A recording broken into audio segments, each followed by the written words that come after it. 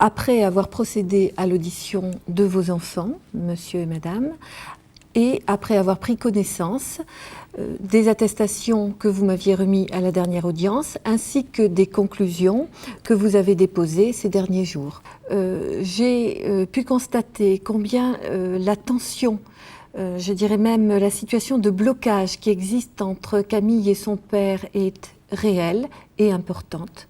Ce qui ne doit pas obérer de toute relation sur l'avenir, mais qui est un fait à prendre en compte aujourd'hui.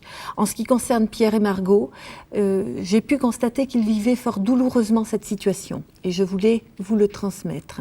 Alors, les questions relatives à la résidence principale et à l'attribution du domicile commun donc, sont résolues puisque M. Breynaud ne s'oppose plus à ces deux demandes-là formulées par Mme Breynaud. Reste donc la question des modalités de l'exercice de l'autorité parentale, la question des droits de visite et d'hébergement de M. Breynaud et la fixation des pensions alimentaires. Je vais vous donner la parole successivement, donc Maître Germano et Maître Gravin, successivement sur chacun de ces trois points. Tout ce qu'on risquerait en ordonnant une autorité parentale conjointe, c'est que M. Breynaud fasse une obstruction systématique à toute décision que pourrait prendre Mme Breynaud pour les choix éducatifs des enfants.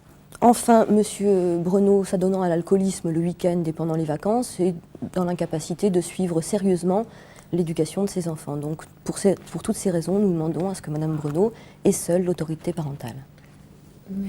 Oui, Madame le juge, nous demandons bien sûr l'autorité parentale conjointe. Il est vrai que Camille s'oppose à voir son père, mais je crois que si on donne seule à Madame Breynaud l'exercice de l'autorité parentale, cela coupe encore plus les liens qu'elle pourrait rétablir avec son père et ce ne serait pas souhaitable.